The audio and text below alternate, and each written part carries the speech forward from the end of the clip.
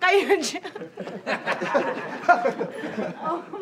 Mukhang napakarami mong pera dyan sa garbage bag niya eh. Pwede mo pa makita? Abay, sige. Ay, bakit pala? Sorry. Bakit? Sabi ko. Kinak yan eh.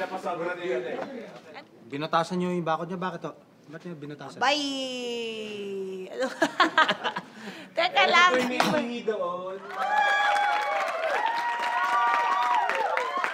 Good evening, everyone. I'm Jesse Soto and welcome sa isang show na naghahanap ng mga sapa.